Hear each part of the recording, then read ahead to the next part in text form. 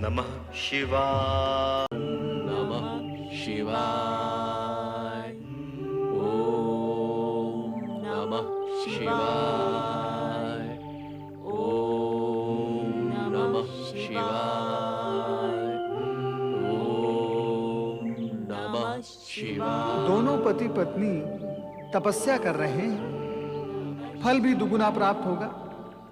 किंतु मैं तो बाल ब्रह्मचारी हूं, पत्नी है ही नहीं। सुवर्चा के समान यदि मेरी भी पत्नी होती, मेरे साथ तपस्या करती, तो मेरी तपस्या का फल भी दुगुना होता और भगवान शिव मुझे शीघ्र ही दर्शन भी देते। अब पत्नीहीन मुझ बाल ब्रह्मचारी की तपस्या न जाने भगवान भोलेनाथ तक कब पहुंचेगी। ओम नमः शिवाय।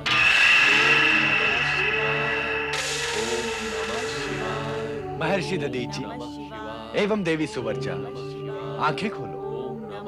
आंखें खोलो ऋषिवर, आंखें खोलो।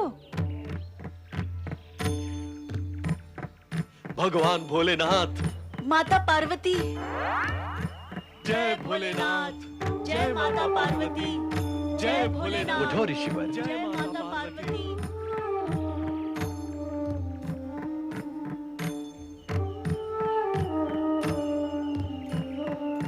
अपनी मनोकामना कहो ऋषिवर। हे त्रिकालदर्शी, सर्वव्यापक, सर्वज्ञ, आप मेरे मन और मनोकामना दोनों से परिचित हैं। आपके मंगल दर्शन प्राप्त होने के पश्चात अब कौन सी कामना शेष रह जाती है देवेश्वर? अब तो केवल यही कामना है कि जन्म जन्मांतर तक आपकी आराधना करता रहूं प्रभु।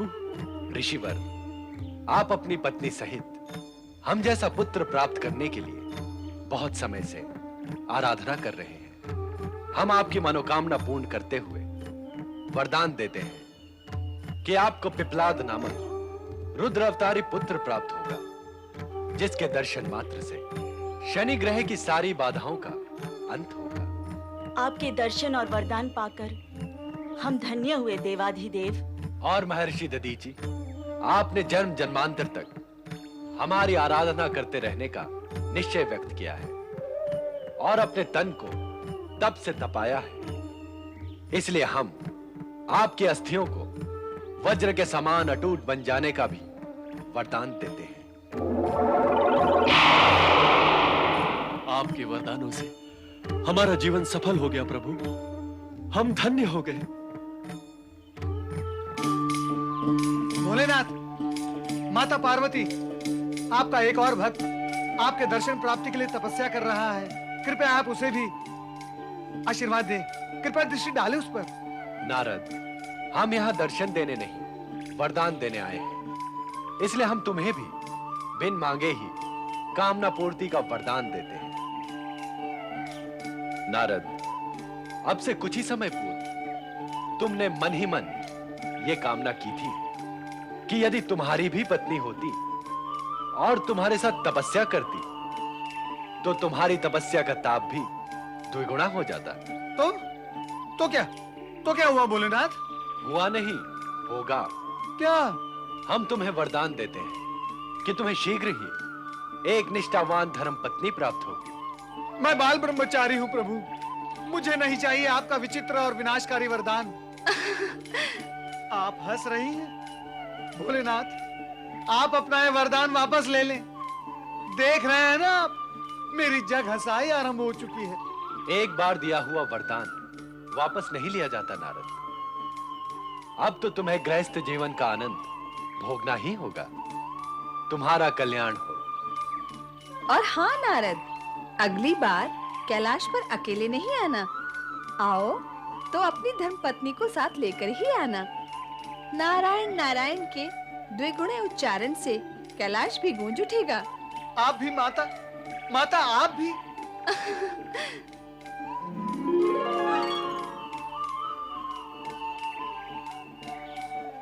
शुभ वरदान के लिए बधाई हो देवर्षि। हमारी मंगल कामनाएं आपके साथ है देवर्षि।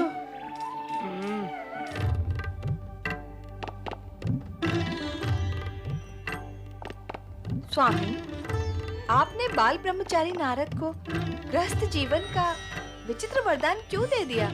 वरदान हमने दिया नहीं देवी, उन्होंने लिया है। अर्थात? नारद के मन में बैठे विचार एवं विकार से कामना उत्पन्न हुई और कामना से वरदान। ब्रह्मा जी की भी यही इच्छा थी कि अपने बाल ब्रह्मचारी होने पर अभिमान करने वाले नारद को एक बार गृहस्थ धर्म का अनुभव होना ही चाहिए। ऐं ह्रीं क्लीं चामुण्डायै जय स्वाहा। ऐं ह्रीं क्लीं चामुण्डायै जय स्वाहा। ऐं ह्रीं क्लीं चामुण्डायै जय स्वाहा। ऐं ह्रीं क्लीं चामुण्डायै। त्वष्टा ऋषि के शक्ति यज्ञ से एक नया घटना चक्र आरंभ होगा। त्वष्टा ऋषि के यज्ञ का प्रतिदान तो तुम्हें उसे देना ही था। ऐं ह्रीं क्लीं चामुण्डायै विच्चे या चाम्बा मधुकैटभ प्रमथनी या नमाहिषोन्मूलिनी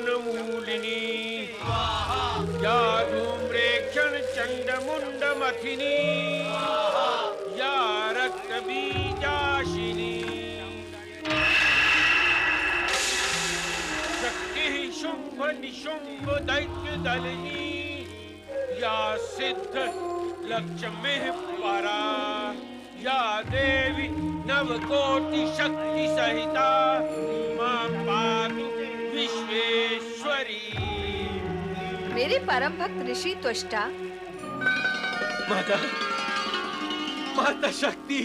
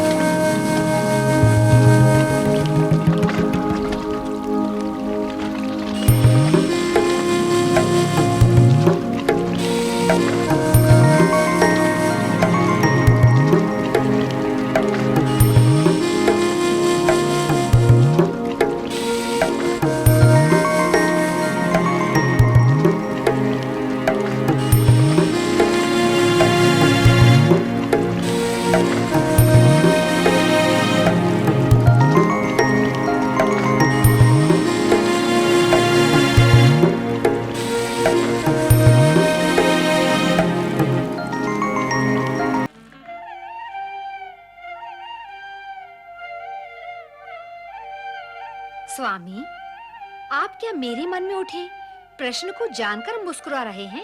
देवी, हम जानते हैं कि तुम हमारी सृष्टि रचना और विधान की विचित्रता पर चकित हो रही हो। तुम सोच रही हो कि त्वष्टा की शक्ति उपासना का उद्देश्य क्या है और इसका परिणाम क्या होगा।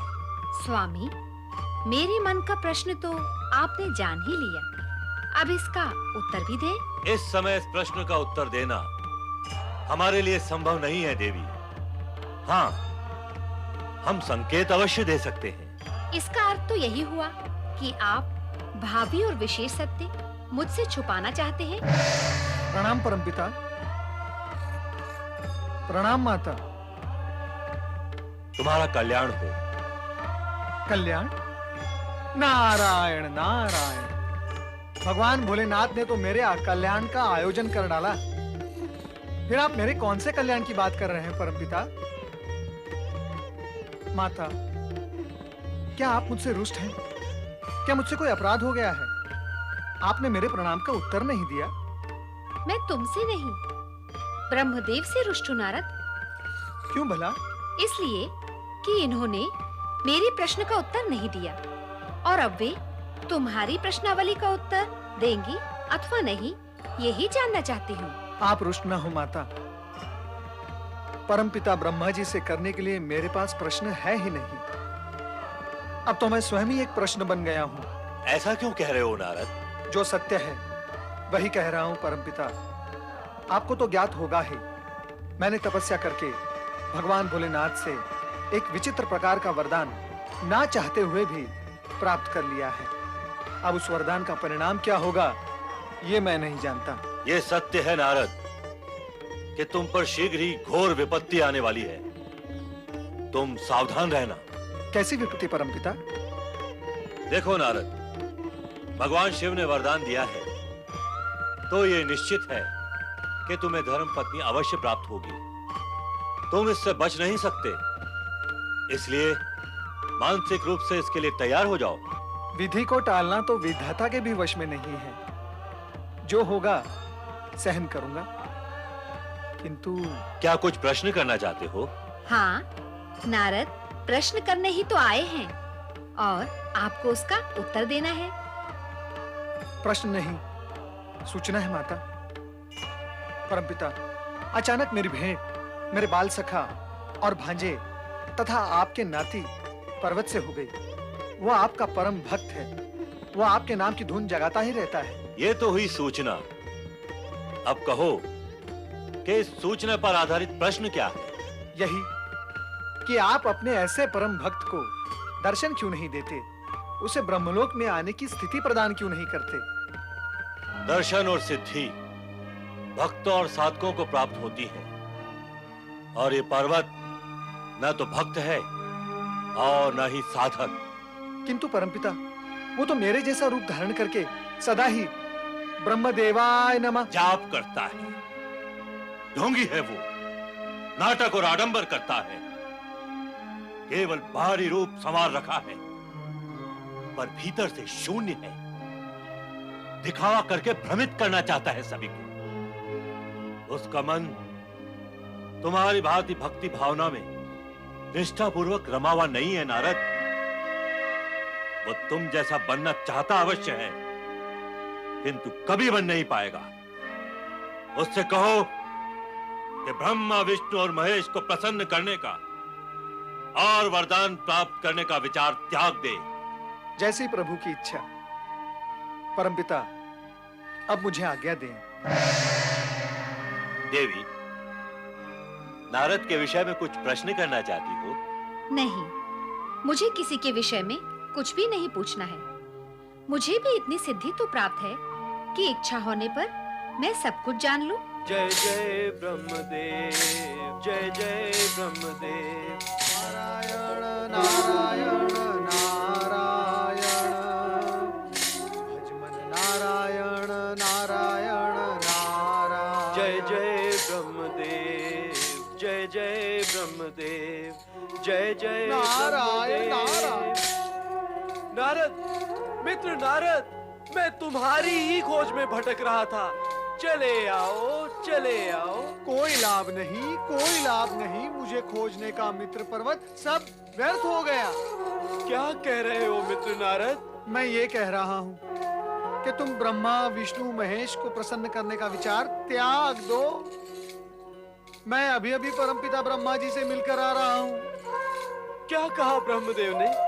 उन्होंने तुम्हारे संदर्भ में जो कुछ कहा, क्या तुम सुन पाओगे?